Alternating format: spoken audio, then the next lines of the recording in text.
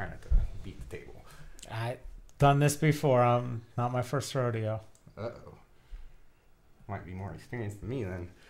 Okay, it's January 27th, and I'm with David. 2014, that does make a difference. 2014, and I'm with David Esrati. Esrati. Sorry. And this is the first interview in my project, so let's get started. I think the way I might like to do this is just to go into some personal things, such your personal life, and then we're going to talk a little bit about Dayton, and then move on to the Occupy movement itself. Okay. So, just to kind of open up, could you just give me a little background information about yourself and your past experiences and that's a really ridiculously long, open-ended question. I mean, I moved to Dayton in 1983. I grew up in Cleveland, but I was born in Salina, Ohio, so this is sort of coming back close to home. This is where my parents would come to the big city when they were, having me. And came to Dayton to go to Wright State, to be near Wright-Patterson Air Force Base, because I had been in the military and I was on a temporary disabled retirement list, which is the way they put you out for a couple of years and wait until things get better, and then you go back in. And I studied marketing at Wright State, and after 2 years I was put back in the reserves and I served out in Jamestown. But I graduated with a degree in marketing. I bought a house down in the South Park area when I was a sophomore in college, because I couldn't believe you could buy a house for $14,500. Didn't know the neighborhood was historic because there were no signs saying that. There was nothing in the deed. There were no restrictions. And the city decided to take me to court for putting up the wrong kind of garage doors in the historic district. And, I'd hired one of the biggest door companies in Dayton. They didn't know any different. And I ended up going to court. I lost. I had to change the doors, even though the exact same doors were on a house in the Oregon district, but that belonged to a judge. And I had to shovel shit at the Humane Society for 30 hours for community service. And in that whole process, I went down to City Hall expecting them to help, because that's what I thought government's supposed to do. Government's supposed to help citizens, when things go wrong. That's why we elect our leaders to represent us and do what's best for us. And I was like talking to a brick wall. And it really, really bothered me that not only did they not do anything, but hell, they didn't even listen. So from there, had this ridiculous idea that I was going to run for mayor, and I was going to do it for $1,000 of my own money, no campaign donations, anything. Printed a big 11 by 17 piece of literature covered with words on it, both sides. The Dayton Daily News wrote me off as an advertising guy with not much to say. And that was also the beginning of Mike Turner, and we were confused often on the campaign trail. There were 6 candidates for mayor. And that was when I first saw a politician I really didn't like. I saw a guy say one thing on one side of town and something else on the other side and pander to whoever was there. And he ended up coming in second, so he ran off against Clay Dixon. I came in 4th out of the 6. And he went on to become the mayor, winning by 400 votes, not able to accomplish near what he thought he could because it takes 3 votes to make something happen. And after 2 terms, the citizens got sick of him, and I kept trying to run, and each time I'd find one roadblock after another. And I've been running for office for 20 years because I think there's a better way to do things in the city of Dayton. And since 2005, I've written a blog that's it's got over 2,200 posts on it now, I think. It's right up close to that. And the crazy thing is for every one of my posts, there's probably 10 comments. So there's actually 10 times more content on that site than what I've written that's been written by people in the community. So it's really a community asset. And I keep putting things out there that I think are important for people to know about. And my latest thing is how our government's really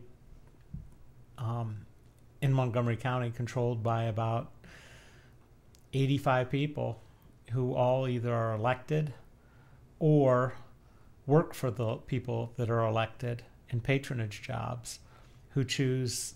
That's the Central Committee of the Montgomery County Democratic Party. They're chosen in a primary every gubernatorial election cycle, and it takes five signatures to run for office. Nobody runs opposed, or if they do,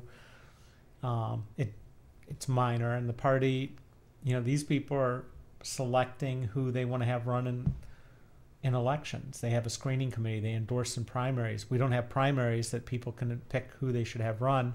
It's done for us by the Central Committee. And then on top of it, they pick the people who run the Board of Elections. So the Board of Elections is really, they help the people they want to help, and the rest of them, they try to make as hard as possible for people to run. And I think that's really wrong. That's not a democratic free process. So that's sort of me in a nutshell. But, I've been a small businessman had my business since 1990, the Next Wave. It's an ad agency, and we just keep pumping out award-winning work year in, year out, and I love what I do. So was that experience with the door in the historic district, is that what kind of set you off onto this political activism politics thing? Or Yeah, because honestly, before that, I came down here, I bought a house for $14,500. I mean, I thought anything I'm doing to fix the thing up, they'd be saying thank you, but instead they're writing me up and threatening me and taking me to court. And I mean, this neighborhood has come a long way since those days. And I like to think I'm a large part of it. I've been a neighborhood president. I've been involved in the community, all these years. We've got a neighborhood meeting tonight, actually, or tomorrow night, excuse me. And no, I never wanted to be in politics. I never thought I'd be in politics. I never had an interest in politics. But I really think that, it's public service is a thing that people aspire to. And, after going in the military, I have this love of my country and the way it's supposed to be. And that's not the way it is in Montgomery County. You said this neighborhood. Do you mean Dayton or no, what particular? The South Park Historic District neighborhood, the South Park neighborhood. It's the largest historic district in the city. Some say it's the largest in the state. I don't even care. It's home. The people here, the same. Our tagline for the neighborhood is where neighbors become friends, and we have progressive parties. We have all kinds of things that go on throughout the year. We're involved, and we all work to make our neighborhood a place that we want to live in. And it's a great neighborhood with a great location, and it's one of the few places that property values actually have gone up during the economic downturn, or at least the taxes have, which isn't necessarily a great thing, but this is a great community. And the thing that holds it back really are the people we have elected downtown who just don't really see things the way I see them. They don't see that, our community, the people come first. That you build a neighborhood not because of the houses, not because of the buildings, not because of the streets. It's because of the people. And people want to live places where they feel good and safe, and everything feels, like a community. And we could do that across the entire city. We could do it across the entire country, but not with the people we have in office who are too busy worrying about what special interests do and how they buy politicians off. I've run for Congress 3 times. The minimum entry point is $1 million to run for Congress. It's crazy. Even when Mike Turner was facing Joe Roberts, who only raised $7,000, Turner still felt the need to spend over $1 million. How can that be? Does that make any sense? What years have you run for office? What years have I? It's probably easier to ask what years haven't I run for office. I ran for Congress the last 3 times. I'm not doing it this year. I got other things I got to do. For city commission, I mean, I've turned in petitions more times than I've actually gotten on the ballot, as far as I can tell. But I don't know exactly anymore. I know who I've run against. I'm just really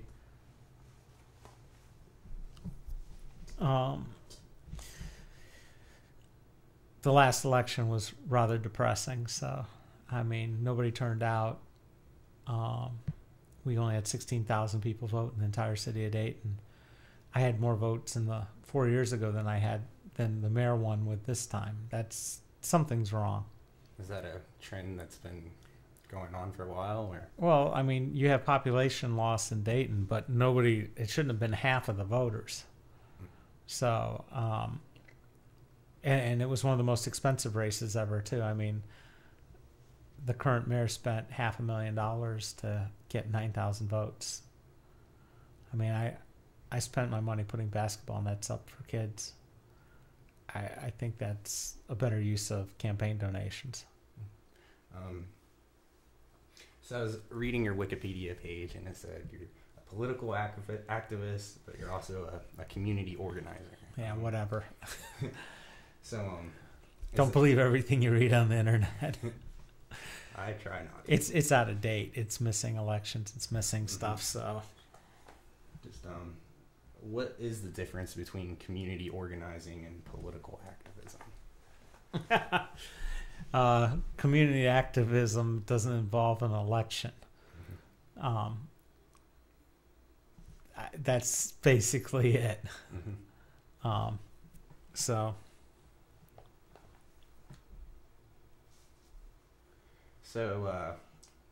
what or where do you hope to go in the future?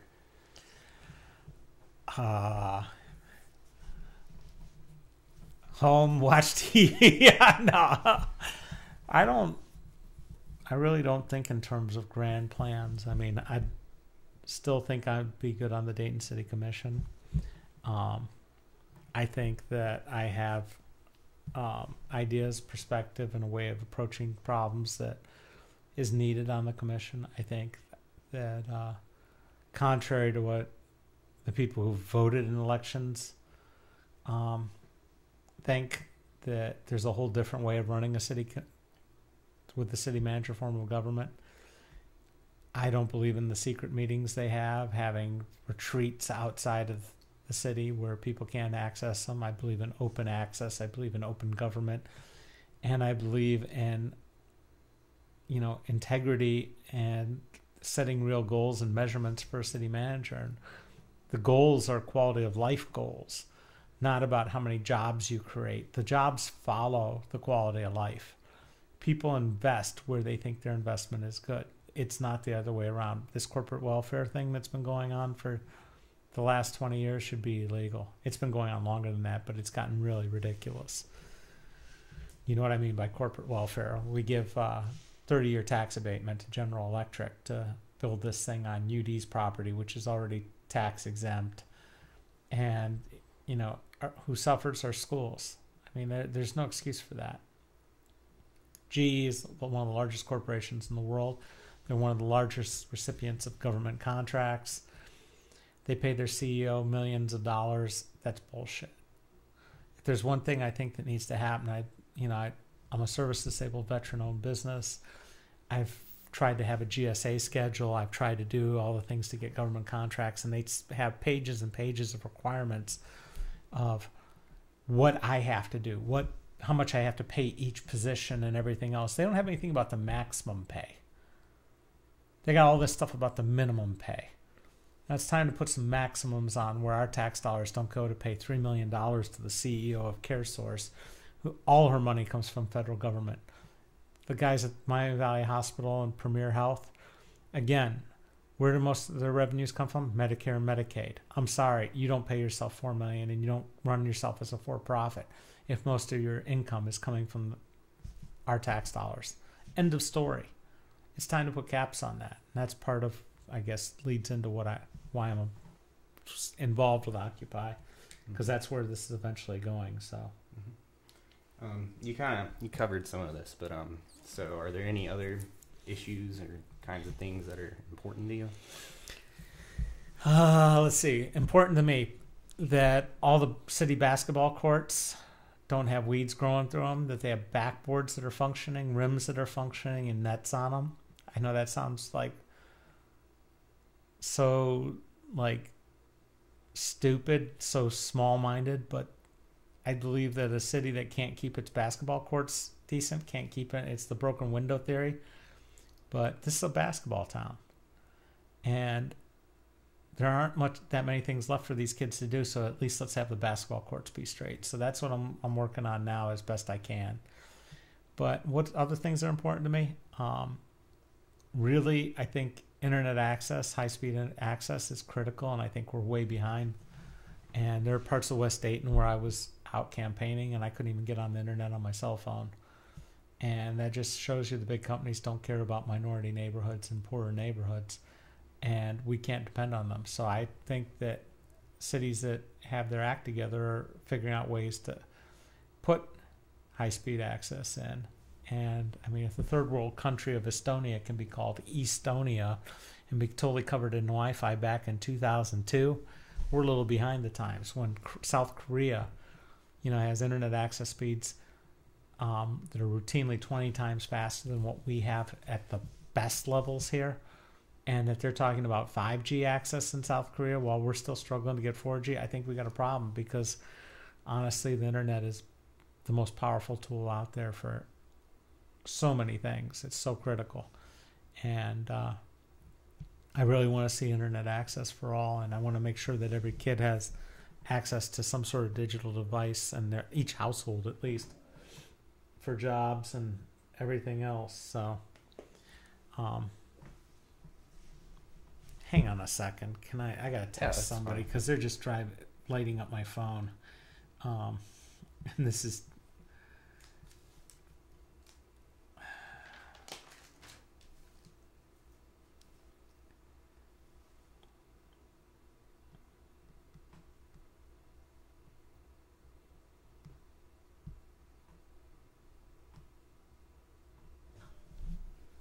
all right.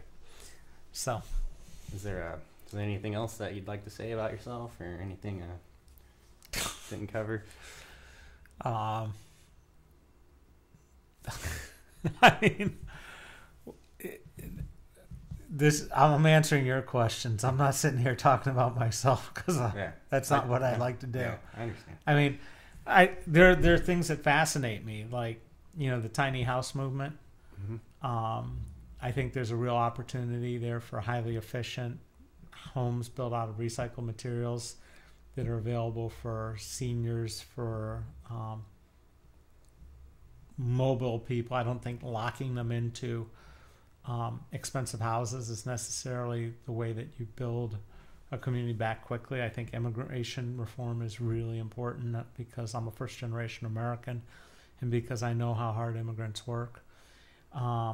I think that there's a real need to examine public transit, and I love the idea of bicycle sharing systems. I've been a big proponent for a long time, and people don't understand them or get them, and they're still a little too highbrow for me, and that you need to have a credit card to be able to rent a bike. But I understand the needs and why a real bike share system does it.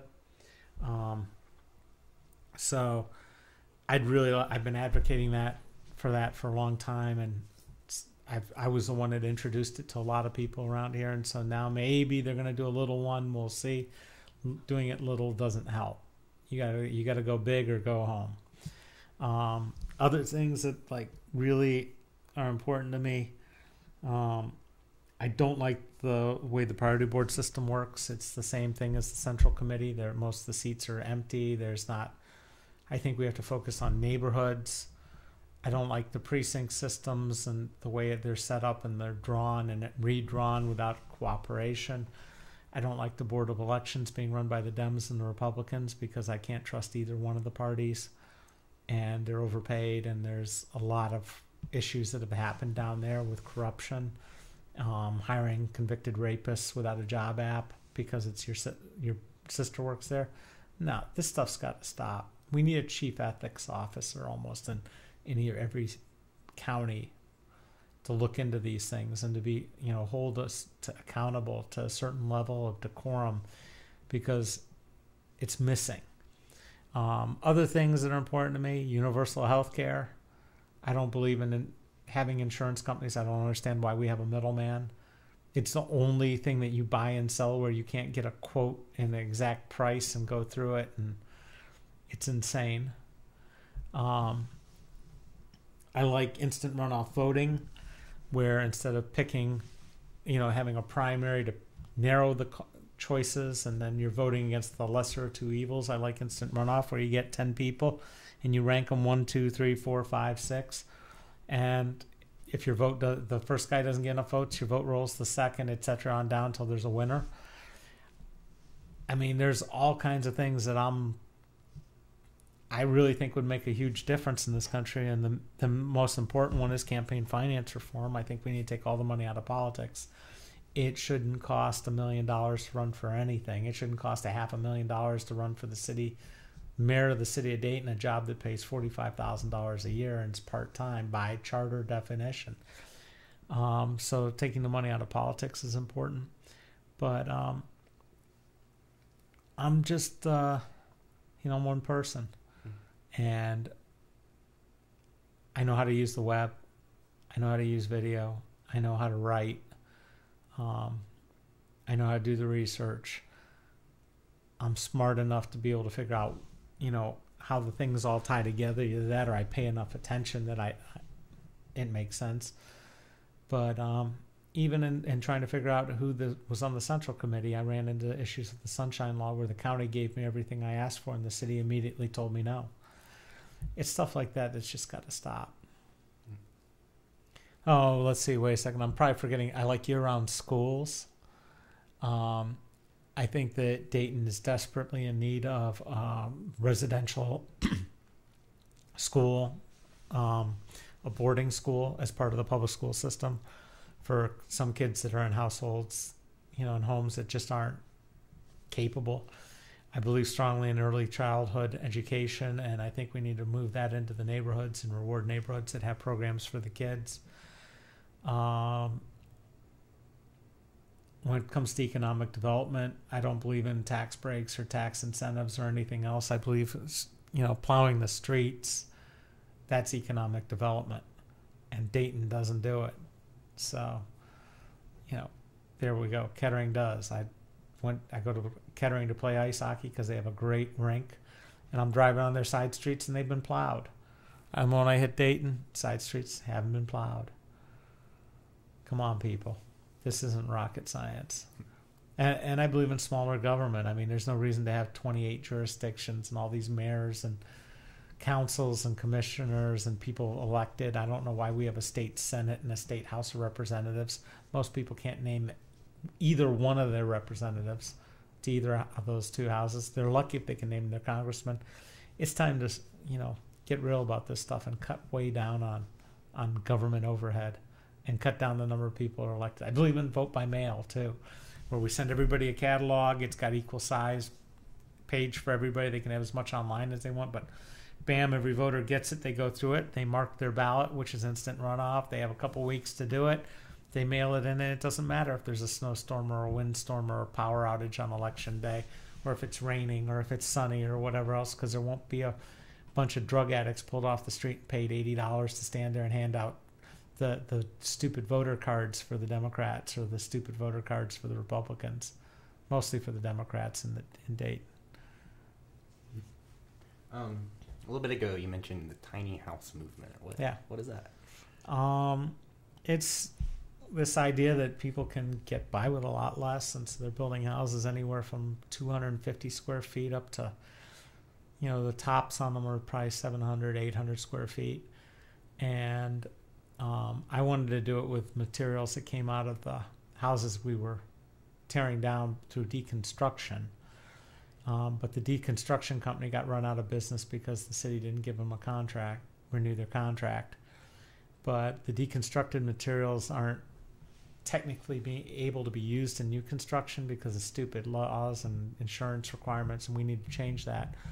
So I was going to take recycled materials, build these houses using a really cool assembly line that we have over at Vaughn Interior Concepts that was originally part of ISIS. It's a panel line that's unique in this world. They can build automated out of crappy lumber these framing, these wall panels that all go snap together on the construction site.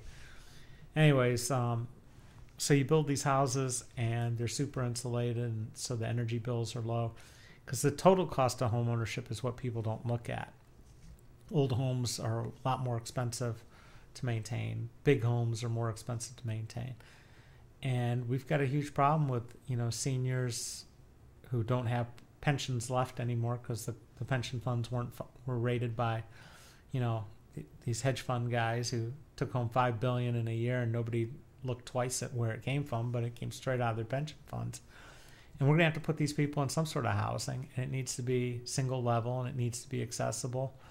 So you build a cluster of tiny homes, and you maybe build a big central amenity room, gathering spot, and you heat them all with geothermal and solar, and you have wind power for electrical, and they're all a little self-sustaining off the grid. And it would require changes in zoning codes and insurance and everything else to make these things possible. But most of us have way more house than we need.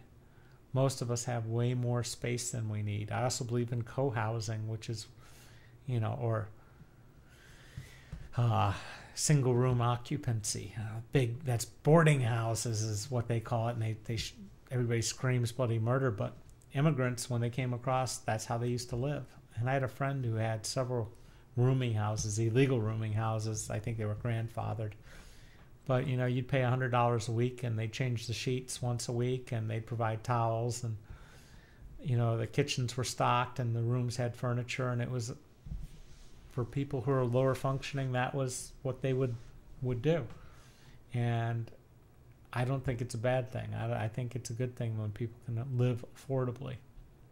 We don't all have the goals of a little McMansion and a track that looks all the same, You think these changes are ever going to come about? Or in Dayton?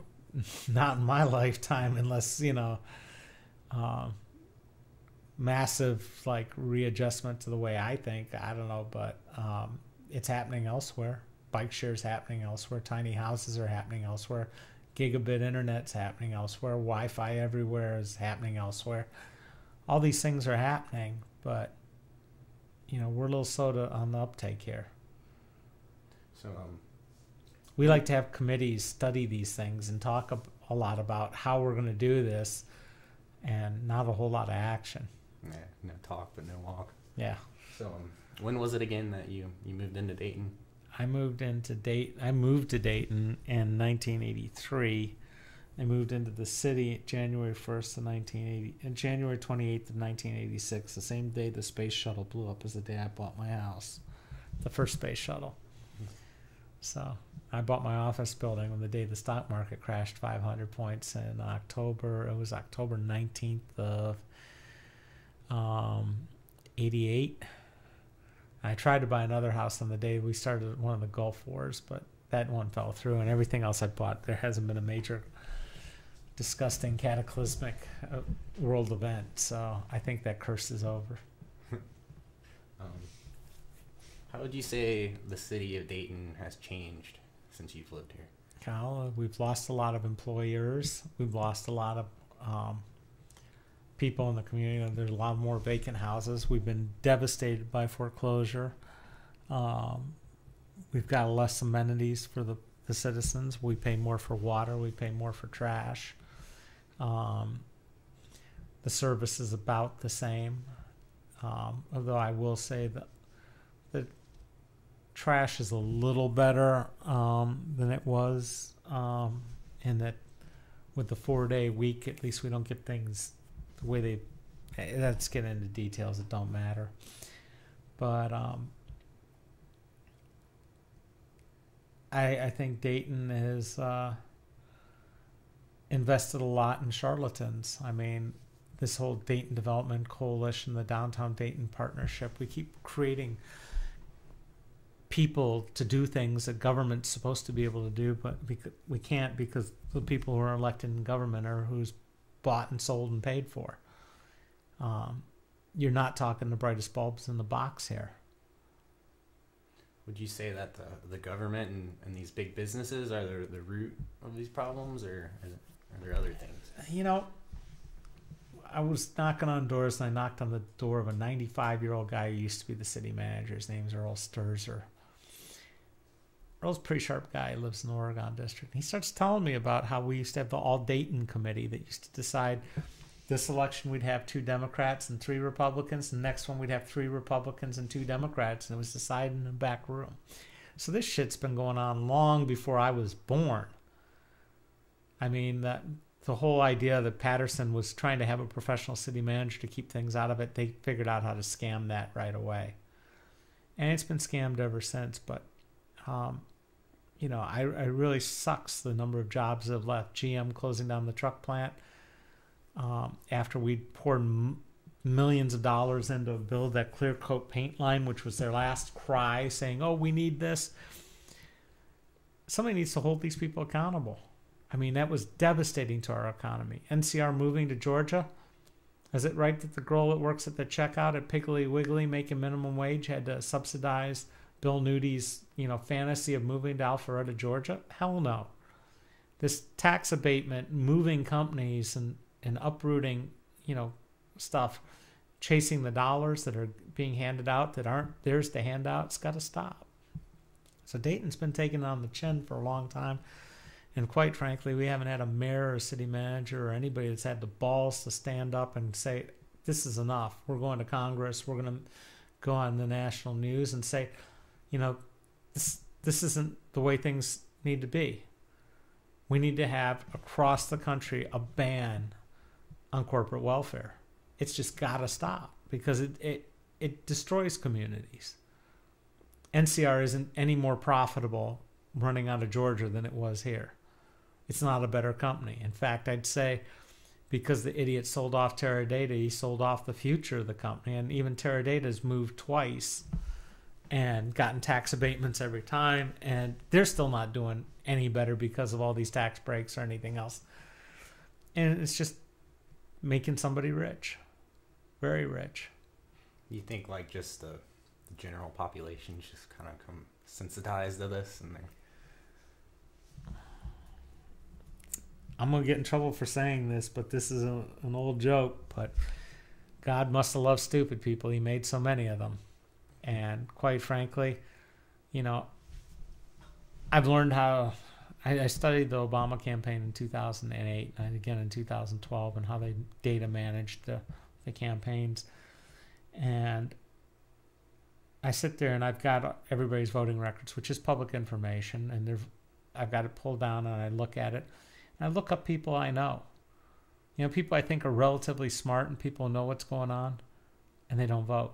Mm-hmm. And I look at some of the people who do vote, because I went and knocked on their doors, and they're not very bright either. They don't know the issues. They don't know who the candidates are. They just vote who they're told to vote for.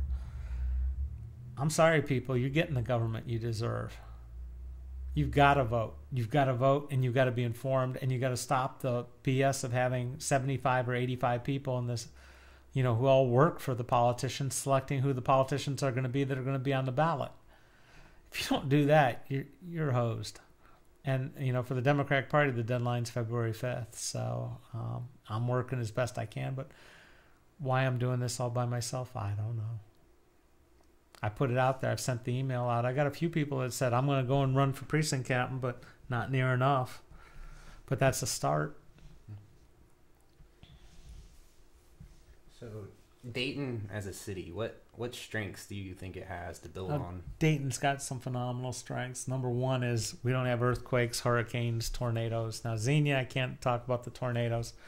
But as long as we don't start fracking around here, I think we're safe from earthquakes pretty much too. So we're stable in that regard. Two, if you want to do, you know, farm to table, locally produced food and everything else, we're sitting in the breadbasket of America. I mean, there's easily farmland to support us and food and water and everything else you need to have great food. The problem is, that's not the way the economies are set up. But as you see drought hitting, the West Coast and the Southwest and everything, we're sitting on all this water, and, it's awesome from that standpoint. Central location is something people talk about all the time.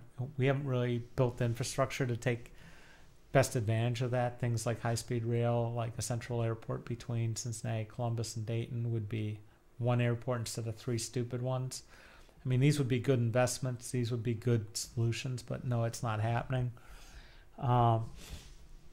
We have a community of people that are generally decent and nice and friendly, and it's a good place to live.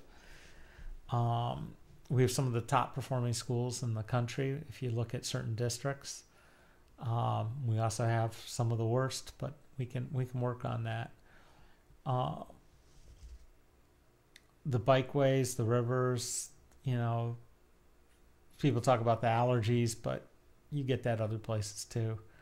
But this has all the potential of being an amazing city. We lack vision and leadership, and some reason we've come to accept mediocrity. Are there any weaknesses that you think could be flipped into strengths? Government is a huge weakness. I mean, we just have people that aren't that swift. Other weaknesses, I think we still have serious problems with racism in this community that need to be turned around. I used to say early on, all we need to do is build ice rinks on the west side and the basketball courts on the east side, and we'll integrate. But, the damage was done before my time with busing. Economic flight has been an issue. We've got to stop sprawl. I mean, we start looking at these things and working at fixing them, and we might be all right. I've got some ideas on how to start reversing those things, but I can't do anything unless I get elected. So, I've talked about them, I've posted them, I've gone on, but, people don't expect very much from politicians anymore. They're just happy if their trash gets picked up and they don't get, I don't know. They're willing to settle for pretty much the bottom of the barrel. So how do you think Dayton compares to the other cities in Ohio and some of the other cities in the United States? Columbus is kicking ass. It's growing. It's a college town. It's booming. Cincinnati, they're managing to do some things that are changing things around. You just need to look at Over the Rhine and the success there. They've wasted a lot of money on corporate welfare too, but they have a lot more corporate interest there. I grew up in Cleveland. I still think Cleveland's a great city. I think Cleveland's taken a bum rap for a lot of things, but their biggest problem is the same thing as what all the the core cities are having, and sprawl, and people are kept pursuing, quote, the American dream by moving further out, dependent on cheap gas and everything else, and those days are done. And if we don't build infrastructure to replace that, high-speed internet, and get people working from home, because we are more of an information society, I don't know what's going to happen. I mean, I don't know how long you can continue to have the income disparity. I don't know how long you can before there's a revolution and serious problems. I mean, it's always been that case. Once the gap gets too big, sooner or later something sets it off, and you can't tell what's going to be the one thing. I mean, Rosa Parks and the bus. Seriously, there were a lot of things that could have set everything off, but it was Rosa Parks and the bus. I don't know what it's going to be, but it's going to happen. I mean, look at, the Rodney King verdict turning in LA into, a war zone. It's hard to say what's going on. Why didn't that happen with Trayvon Martin? I can't tell you. Some things resonate, some things don't. But sooner or later, something's going to happen. And people are going to be fed up. something's going to happen here or I don't know if it's here. Where it'll be. I mean, it's somewhere in the U.S. And the thing is, we got an awful lot of guns in the hands of an awful lot of people, so it's not going to be pretty. And we got a lot of people who've been spending their time prepping for it. So, yeah, whatever. Is there anything that the city's doing right? City's doing right. I gotta say, I love the new lights that have been put up underneath the bridges. Both the bridges over the river, they have the color changing lights, but just going down. If you go down Warren Street and you're going underneath 35, and it's got all these, really pretty blue and white lights, and it's bright. That's great. And the murals over by Garden Station and or the Webster Street Market on the walls. That's great. Those are signs of life in a community and things that make sense. Our bike paths have been great. I think Metro Parks does a pretty damn good job of things, although I'm still pissed that they build an ice rink that's not big enough to play hockey in. I thought that was stupid and short-sighted, and it was dumb that when they built it half size, and when they built it three-quarter size, it was only 75% dumb instead of 50% dumb. But Metro Parks is an example of coordination. I think the regional dispatch center, even though a lot of communities didn't join in, I think that was a good move. But now there's a lot of things that need a lot of improvement. Are there any cities or people that you kind of look to as inspiration? I mean, Portland, Oregon's the one that all, new urbanists point at and say, wow, wow, wow, this is great. But it's not just happening there. It's happening, there's all kinds of cities that have figured out their place and created a rebirth. And I went to Savannah for a conference a couple of years ago, and it's mostly dominated by the Savannah College of Art and Design, but they've come to accept that. And it's a nice little college town, and the parks are well kept, and it was kind of cool. I saw some things down in Louisville that were pretty cool. That's one of the places the bike share thing started, testing.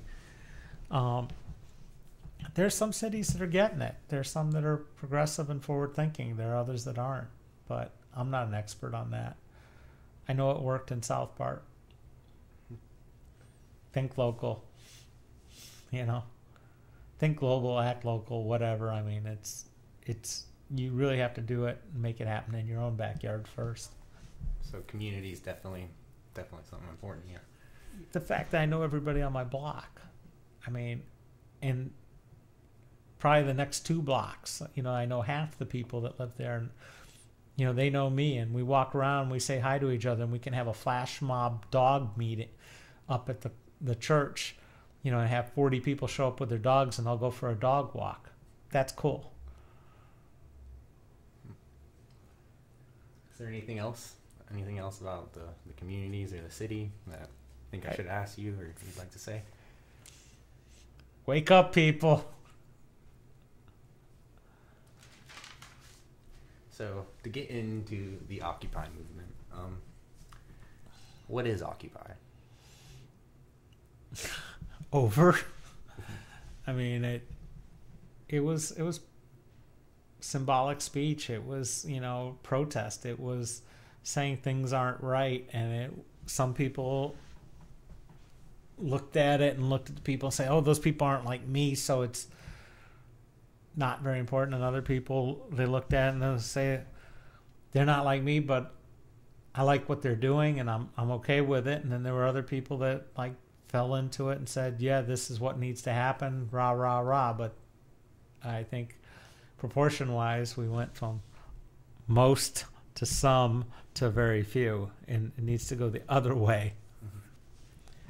So kind of doing my own research, there seems to always be this big argument that the Occupy movement, it came and then it just kind of fizzled out, and then there's this other side of camp, and they said, well, no, this was the first step in movement building. And what would your take on that be? Fizzled. Fizzled? Fizzled. I think some people are still carrying the flag, but I don't see them as a movement or moving to make change. Part of the problem is by trying to not have leadership and not have, that doesn't work. Mm-hmm. You know, you can't buck, you know, hundreds of thousands of years of social organizational structure where you have kings and you have chiefs and Indians, you have kings and you have minions. I mean, it doesn't work that way, and it's short-sighted of them, and that's why nothing is really happening. I mean, you need to actually form a political party, have a platform, take over offices, you know, work from the inside, or, you know, figure out another way, but I don't see it happening. I mean, there's some really interesting things going on with talking about having cities buy up the foreclosed properties with public money and then, you know, protecting the people and, you know, taking over from the banks. But face it, until you take the money out of politics, none of it matters, because they'll keep buying politicians and changing the laws and making it harder and screwed up and everything else. So what was your involvement with Occupy Dayton? I went and protested. You know, I made some signs.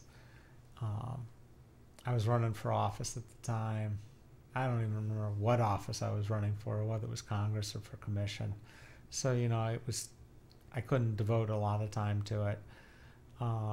We did some stickers that were pretty cool and put up a site and tried to sell them for 99 cents a piece and couldn't make it high enough into Google compared to people who'd been there forever and didn't really sell any, spent more than we made. Just trying to be part of it.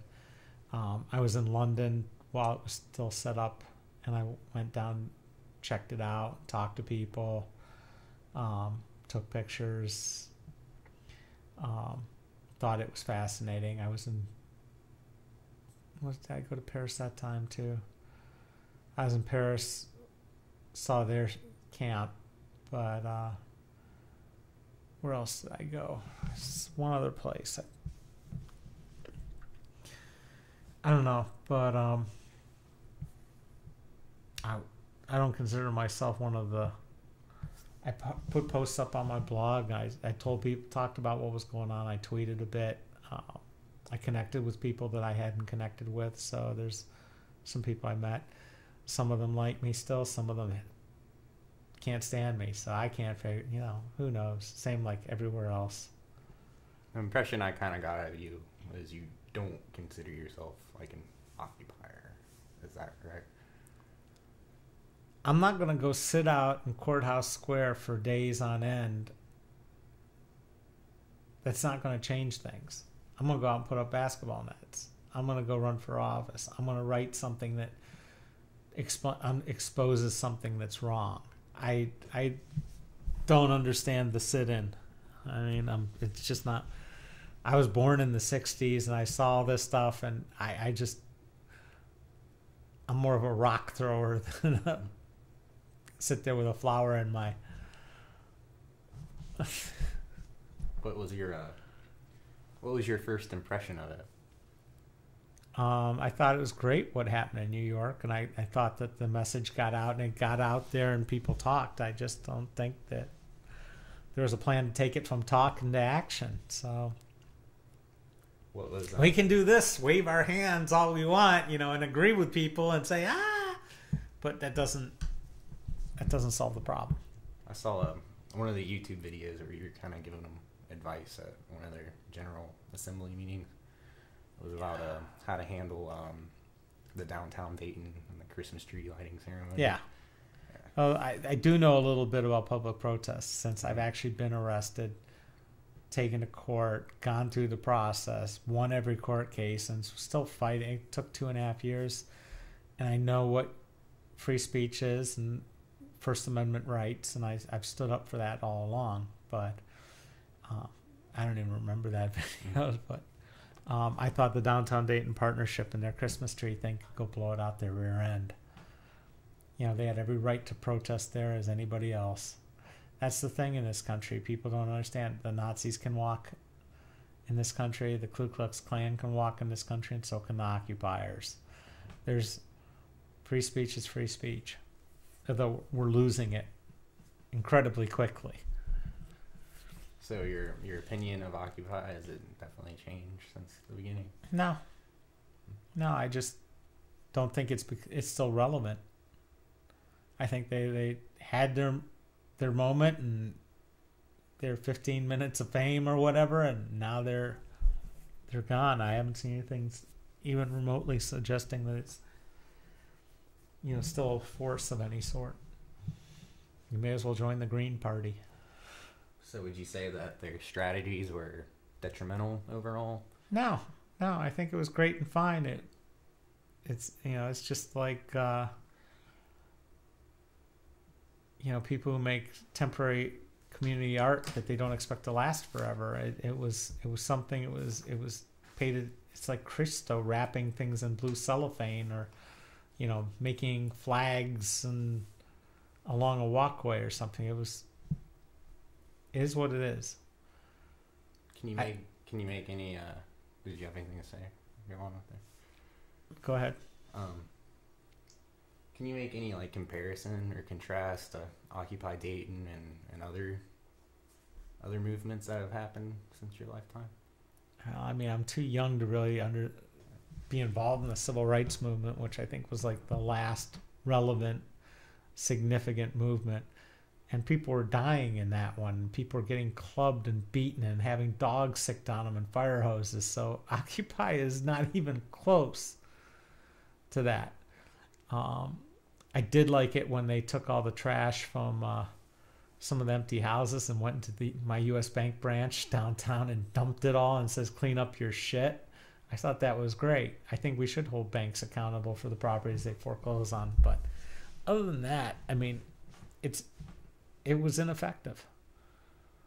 It was just about as effective as all my campaigns put together. I've done this for 20 years and people still don't vote for me. The fact is, I don't quit. I believe deep down I've got something to offer, so I keep going. And I don't see the people in Occupy doing that. How do you think Occupy is going to be remembered in the future? It'll be a footnote. I mean, I don't think it's significant. I think we're waiting to see the significant event that changes things, and I don't think it'll be Occupy related. I think it'll be some little grandmother gets her house repoed because of some bogus robo signing or something, and people just say that's enough's enough. What could Occupy have done better? Stop trying to reinvent the wheel. There are systems to do this. There are ways to do it. They didn't do it. They had their own way of doing it. And I'm not saying, I mean, the civil rights movement had leaders. Occupy didn't. Hello? And in what way were they trying to reinvent the wheel? Not having leaders. It's just, that's the core concept there. That whole idea of horizontalism doesn't work. So for someone that's trying to wrap their head around what the protests were like, can you kind of go into how they were organized and how it ran and what went on? I wasn't that closely involved with the day-to-day. I'd go out there and I'd spell some people, and I'd be out there when they were trying to get a bunch of people, but I wasn't. I was running for office. I was doing something else. So I can't give you answers on stuff like that. But, did I go and change my mind? I think if I'd seen New York, it might have. Mm-hmm. But even in London, by the time I was there, it was pretty... There's a bunch of people camping out in a public space and trying to make something of it. And it was like a hippie commune. Why do you think it caught on like it did? Because people were fed up, and there were an awful lot of people with no jobs and no money and nothing else to do, and they could have taken the time to do it. You didn't see people out there who had full-time jobs and were struggling. I don't know. It took too much time. It was too much work. It's a lot easier to, send a check in or vote for something or sign a petition. And they didn't have the petitions. They didn't have the petitions to change things in state law and say, look, we're not going to do business with any bank that does business that pays their CEO $20 million a year. They didn't do that. They didn't do anything to get their politicians to act and force them to not do business or not allow these kinds of companies to do business. The state spends an awful lot of money with banks. What was done? Not a damn thing.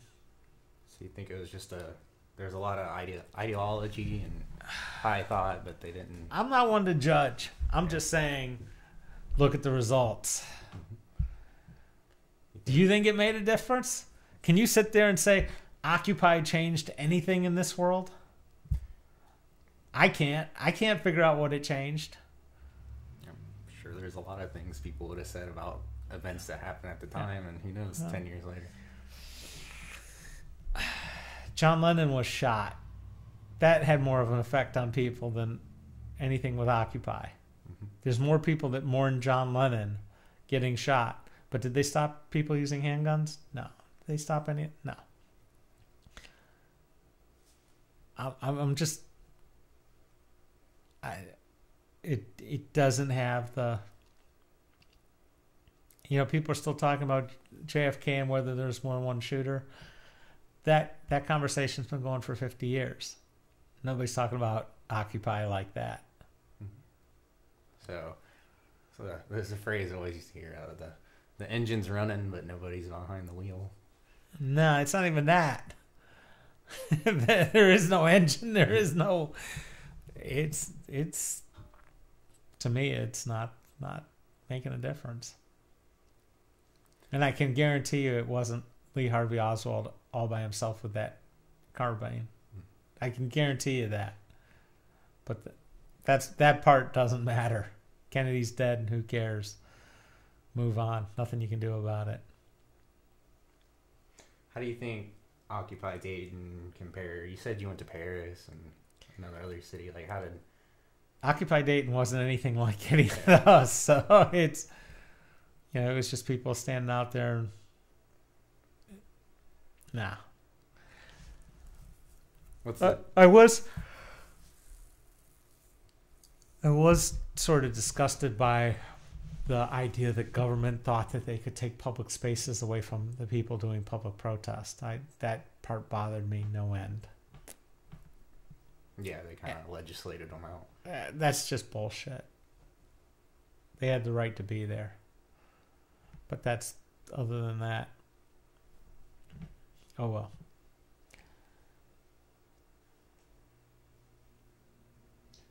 Did you have any initial expectations when you were kind of going into those protests, or I thought it would lead to some real change. I thought it would lead to people getting other people interested and engaged and would grow, and I thought it was going to end up in changing government, maybe ditching some corporate welfare, or changing some laws or changing things, the way people did things, but it didn't do any of those. So it didn't work. Wasn't the right tinder to make the fire. Are there any other reasons besides the lack of leadership that it just didn't take off? Or maybe it was the choice of the word occupy. I mean, who knows? How do you think the public could have better identified with them, what they could have done? I think you need organized leadership and a message. I think you need to come up with... It can't be something all things to all people. It just doesn't work that way. Can we take a quick... Yeah, quick break here.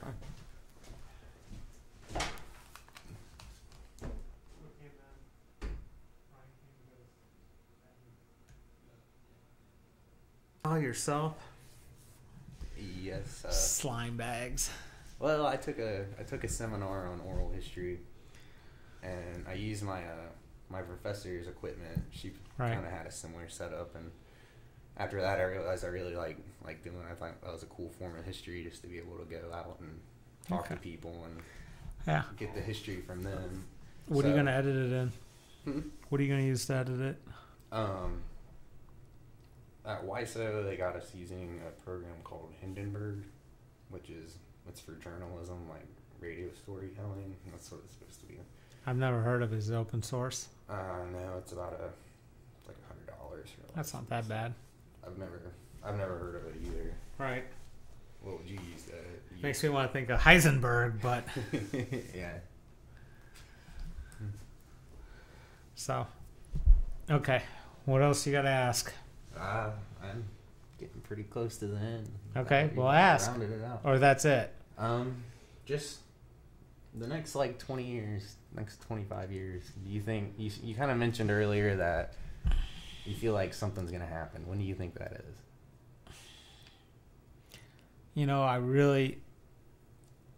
I can't say what's going to be the trigger, but I think there's going to be a massive change. I think that we've got a whole bunch of things that I think are really significant. One, the bankruptcy of Detroit. How many more cities will run into the same problems? And I think there's going to have to be a different approach there. Two, now that the supposedly employment's rising, which is BS because they're counting on employment totally different than they used to. And if you haven't, after so many years of seeking work, you're taken out of the workforce, whatever. So we've got serious issues there with underemployment, vacancy, people not being able to afford things. So that's an issue. You've got the issue of so many people incarcerated and coming out and still finding out that they're being discriminated against even though they've done their time. We've had the craziness of this labeling of people for life as sexual offenders, which our Puritan society is just, it's not. You can't do that. You can't put a scarlet letter on people and expect them sooner or later there's going to be some sort of revolt or something else. I mean, they had one guy living in Troy, and they were measuring the distance, even though there was a river in between him and the school, and he couldn't swim, and he'd have to go to the bridge. They wouldn't count that, and they were saying he was too close, and there's no place for these people to live. You can't there is no Australia to send these people to anymore. Mm-hmm. So you got issues with that. You've got issues with veterans coming back from a very structured, and I only think other veterans really understand this. That's part of the problem in Congress. We don't have people that served, but they come back to this, and I think they're not real happy with how they're being. All the ribbon tying and flag waving is one thing, but I think veterans are a very small percentage of the population that we're asked to do a whole lot more than the rest of us. And at some point, they might get fed up with it. You start throwing veterans out of their houses or cutting their benefits or anything else, and those are people who could put up a fight.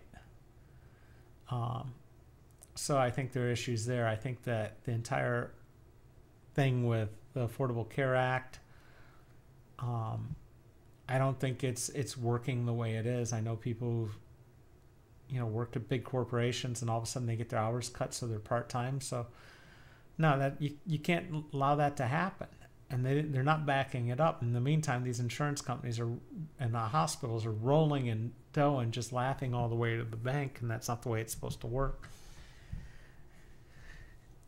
So you said changes. Something is going to set it off, but I don't know what it's going to be, and I don't know when it's going to be. But you can't treat people like crap. And it's going to be violent. I think we already we're part of the problem is we're becoming numb to the violence. I mean, just in the last week, let's see, we had a kid who grew up right here in Springboro go in, not only shoot his another student, but then stab him violently and then walk out. And people are saying, well, what's up with that? But then you turn on the TV set and what do you see? One killing, stabbing after another, but God forbid we see a naked boob. Yeah. So, I mean, this has been going on and on and on and on and on and on. Sandy Hook didn't stop it. It's like we just assume there's going to be casualties left and right, and this is not the way the rest of the world thinks. This is not the way the rest of the world acts. And we're not addressing our problems. We're too busy sitting there running $1 million campaigns for Congress. So, we've had a guy walk up and shoot a congressman in the head. And even that didn't wake people up. I'm not sure that, I don't know, you live by the gun, you die by the gun. It's not civility, mutual respect, that feeling of community. It's getting killed in this country. We're not taking care of what we have to take care of. The people come first, not profits, not all the rest of this stuff. And I don't think Congress gets it. I don't think the president gets it anymore. I think they're so far removed from everyday life. There's a guy who ran for Congress same time as me. Both served in the Army. We corresponded a little bit during the time I supported his campaign. He raised over $1 million, still lost. I was in D.C. a couple weeks ago. I tried to get an appointment with him. Granted, it took me a while to find out how to get in touch with his chief of staff, and he blew me off. But the reality is the people who get to see the president, except for the stupid lotteries for people who give $2 or whatever, they're all the winners. They're the people who won these crooked elections. He's surrounded by sycophants that have come through the system. He's not getting out there and meeting the people and really understanding what's going on. And I think there's a disconnect. They used to joke that the president doesn't know what the price of a gallon of gas or a gallon of milk is. It's way worse than that at this point. And even if he does, the people he's dealing with, they don't have empathy as well, for what's going on. So, yeah, something's going to happen. It's not going to be pretty. I do know that in my business and in my person, I'm always the one that gets called after. I'm the guy they call the last resort. Clean this mess up after we've already screwed it up beyond whatever. It happens with, I get it with clients a lot. They spend a lot of money with advertising or design or branding with somebody else and it didn't work, and then they want me to fix it. And of course now they have no money and time is short and everything else, and I get in there and I try to do it, and it's always difficult. But that's when people are willing to bet on me. And so eventually there'll be a time when I do get the call. But I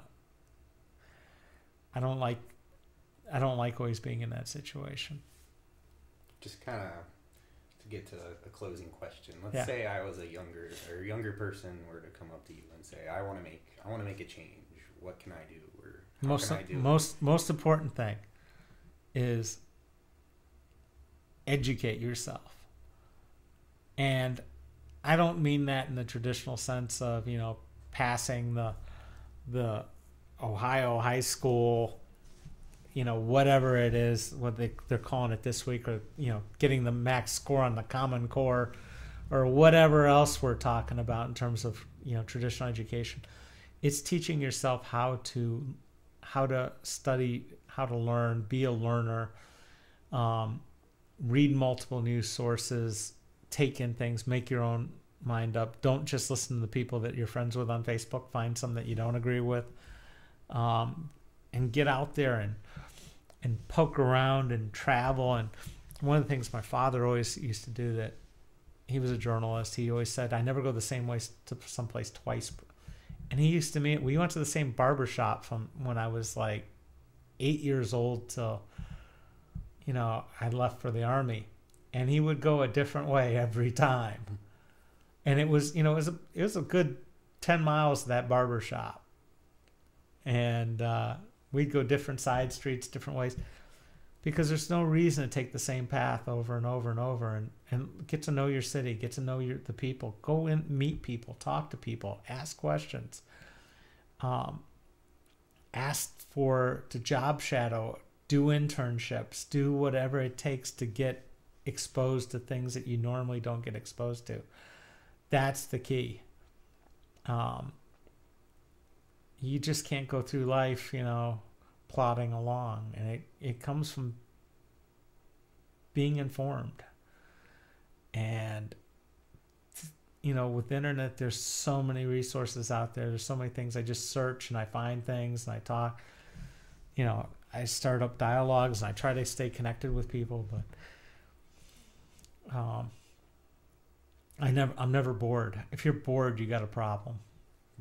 If you're bored, you're not alive.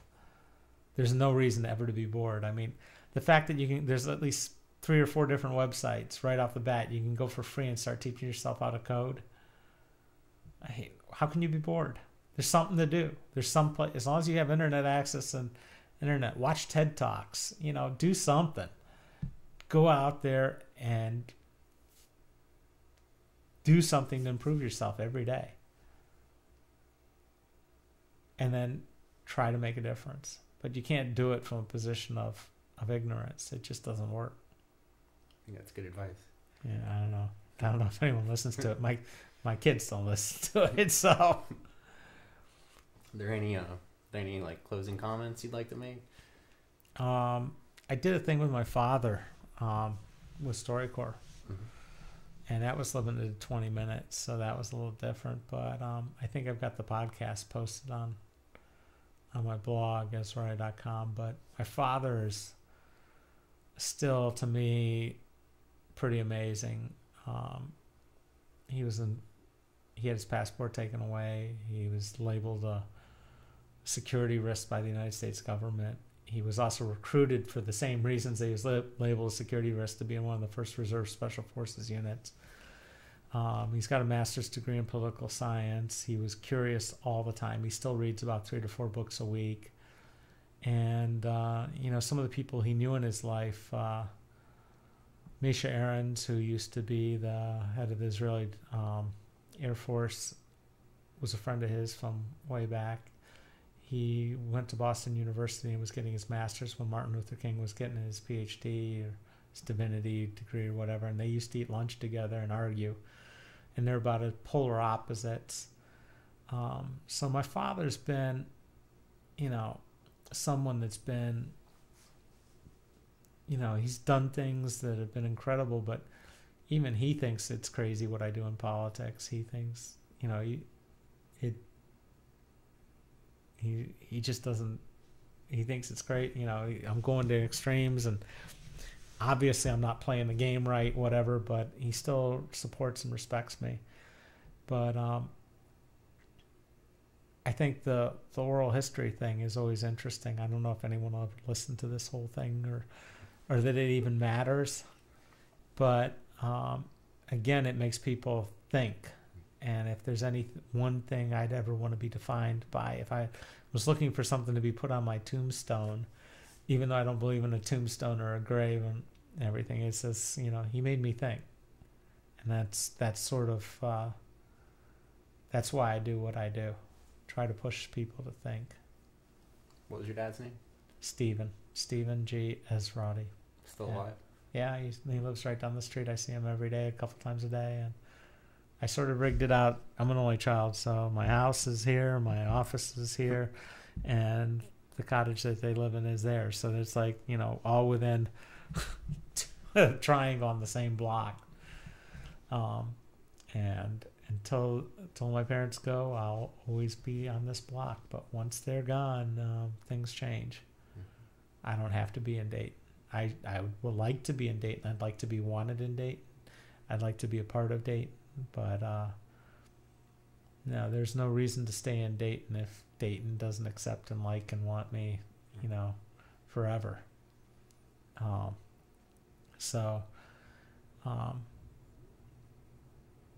realistically, people always told me, you don't seem like you're from around here, or you don't act like it. So maybe that's been my big screw up. I don't know. I like where I'm at right now. I'm pretty happy. Not saying I wouldn't date somebody if somebody wanted, but nah, that's a whole nother matter. With that, I think I'm gonna hit this stop button. That's good. Okay? That's